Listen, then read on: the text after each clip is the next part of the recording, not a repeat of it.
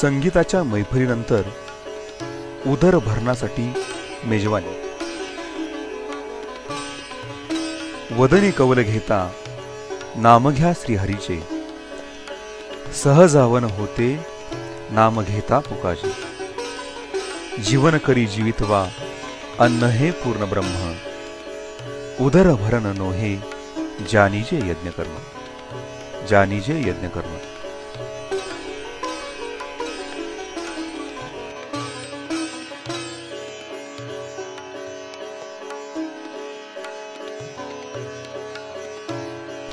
कलाकारांच्या सेवेसाठी आम्ही तत्पर.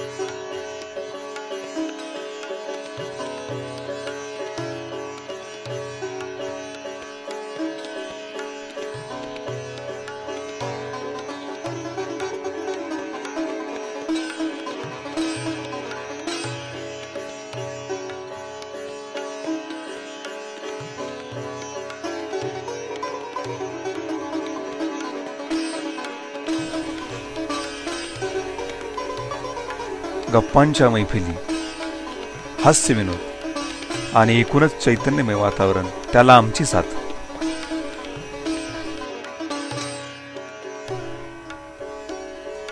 कलाकारांच्या गाठीभेटी, त्यांच्याशी प्रत्यक्ष संपर्क,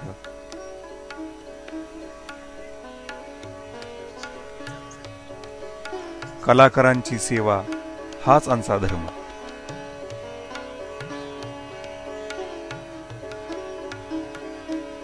ऋणानुबंध अशा क्षणातूनच वाढतात.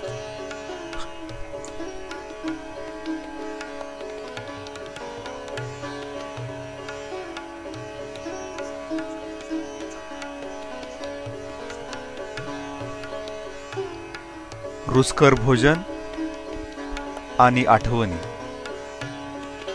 एक रंगीतदार मैफिल.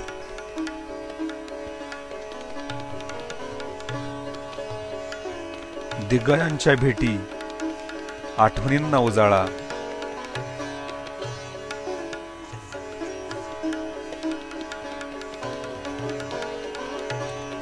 अवधूत आश्रमाचा परिसर चैतन्यमय, आनंददायी, सुखद.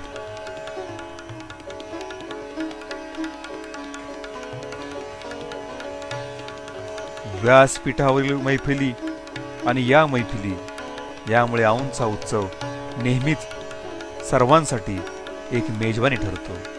यमाईची कृपा आणि रसिकांचा उदंड प्रतिसाद, औंधचा हा उत्सव अखंड भरभराटीला येवो ही जगदंबा चरणी प्रार्थना.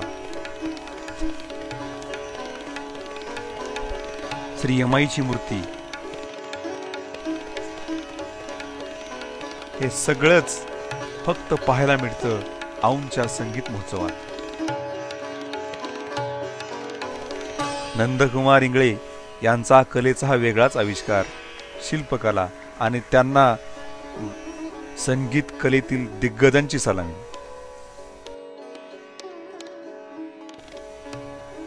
शिवानंद संगीत प्रतिष्ठानचे अध्यक्ष बच्चूभाई नंदकुमारच्या कलेला दाद देताना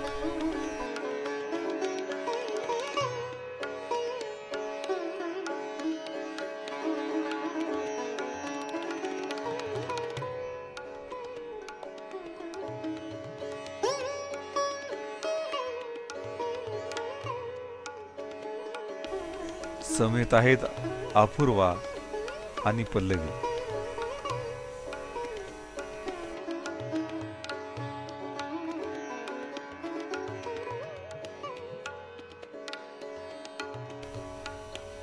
संगीत शिक्षणाविषयी व्यथा म्हणताना बाल कलाकार त्याचे मनोगत, त्याची व्यथा जाणून घेताना बच्चूभाई.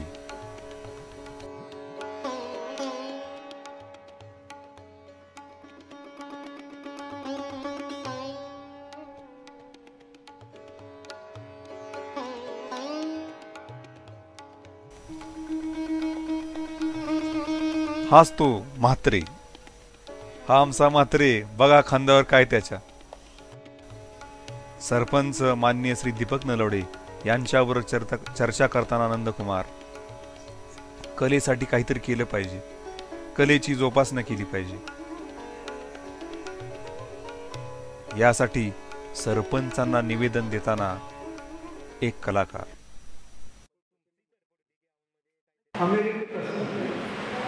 आरती अंकलिकाला त्यांचं सगळीकडचं शिक्षण झालं आणि त्या पुढच्या शिक्षणासाठी अमेरिकेत गेल्या, तिथं स्थायिक झालं.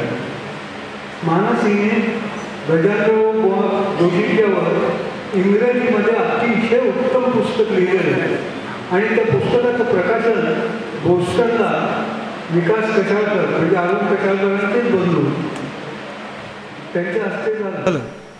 तर मी सांगितलं की या पुस्तकाचं प्रकाशन हिंदुस्थानात झालं पाहिजे आणि त्या प्रकाशनाला अतिशय उत्तम जागा आणि वेळ आश्विन वद्य पंचमी आणि औन त्यांनी मान्य केलं. तर आज डॉक्टर शुभांगी बहुलीकर त्या ग्रंथाचं प्रकाशन करणार आहेत. चांगलं शिक्षण देणारे अधिकारी व्यक्ती आपलं मनोगत आपल्यापुढं मांडणार आहेत. तेव्हा मी प्रथम अरुण कशाळकरांना विनंती करतो की ज्याचं प्रकाशन होणार आहे तो ग्रंथ CD आपण डॉक्टर शुभांगी बहुलीकरांच्याकडे द्यावी आणि त्यांनी त्याचं प्रकाशन करावं. Bowing the vocal cords, bowing the vocal cords असं ते इंग्रजी ग्रंथाचं नाव आहे. व्हायलिनमध्ये बो असतो आणि तो स्ट्रिंगवर फिरवतात. माधवीने अशी कल्पना केली आहे की तो बो ज्या गळ्यामधून सुमधुर आवाज निघतो त्याच्यावरनं फिरवला जातो. बोईंग द व्होकल कॉर्ड्स.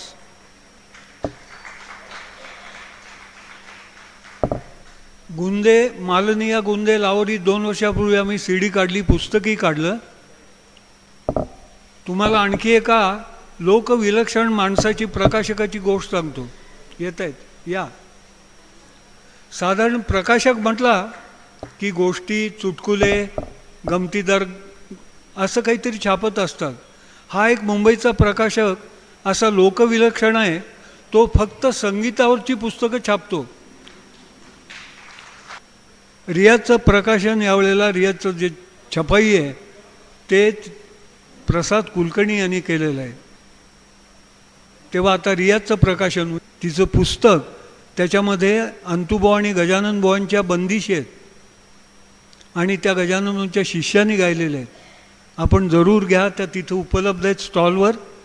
युनिव्हर्सिटी या सगळ्यांनी जर आम्हाला मदत केली तर त्यांच्या मदतीनं सकाळी मांडलेली संगीत शिक्षण, लोकशिक्षण, कला शिक्षण, चित्रकला शिक्षण या औंधामध्ये काय होत नव्हतं आपण पुन्हा सुरू करायचा प्रयत्न करूया. आणि हात उंचावून तुम्ही सांगा की तुम्हाला ही कल्पना पसंत आहे. हात उंचावून सांगा. थँक्यू. आता डॉक्टर आपण 2 शब्द बोला.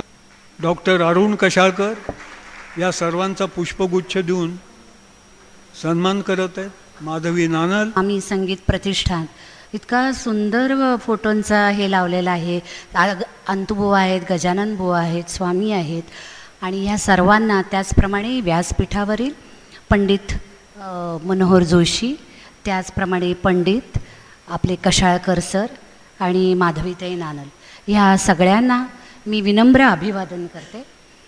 आज मला खूप आनंद झाला की ज्या वेळेला माझ्याकडे पंडित जोशी आले आणि म्हणाले की ललित कला केंद्राचा काही सहभाग आम्हाला मिळाला तर आम्हाला आवडेल.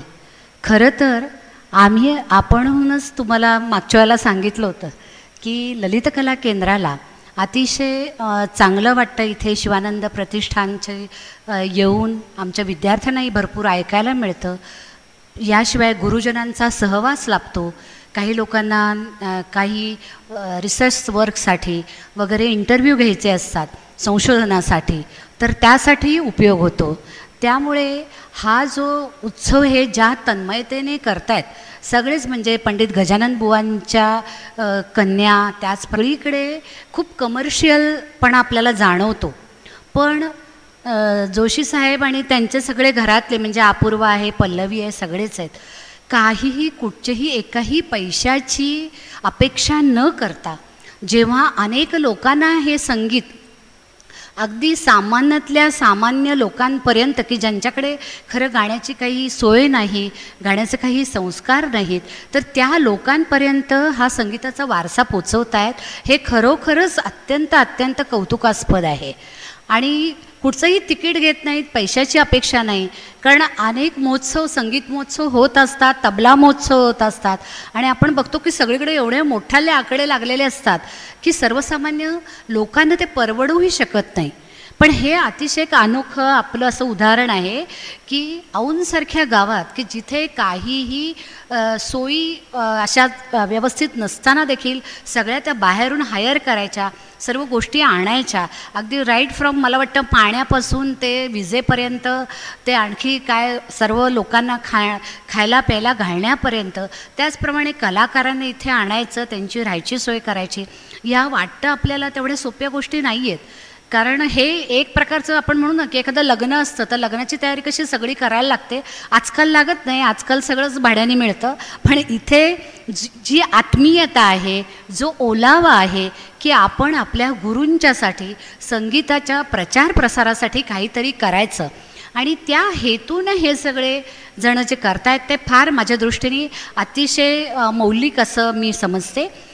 याशिवाय थोड्या काळापुरतं का होईना औंधला किंवा औंधच्या आसपासच्या लोकांना की ज्यांना इतकं शास्त्रीय संगीत ऐकायला मिळत नाही, त्यांना ते 1-2 दिवस तरी ऐकायला मिळतं. पण याच्यातून काय होऊ शकतं की काही वेळेला लहान मुलं असतात, काही लोकही असतात की ज्यांना त्यांच्या घरच्या जबाबदारीतून मुक्त होऊन संगीताकडे वेळ द्यायला वेळ नसतो, आणि आता ते जबाबदारीतून मोकळे झालेले असतात आणि त्यांना संगीत शिकायचं असतं.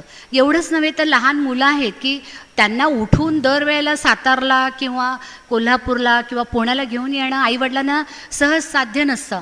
तर अशा मुलांसाठी मला वाटतं इथे जर काहीतरी आपण शिबिर वगैरे केलं की मे महिन्यातलं आहे, डिसेंबर महिन्यातलं आहे, आणि तिथे ललित कला केंद्राचे आमचे MAचे विद्यार्थी आहेत, तर त्यांना आम्ही एखादा तो विषय म्हणून देऊ शकतो की तुम्ही तिथे जाऊन शिकवा, 8 दिवस त्या मुलांना बेसिकचं तरी ज्ञान द्या.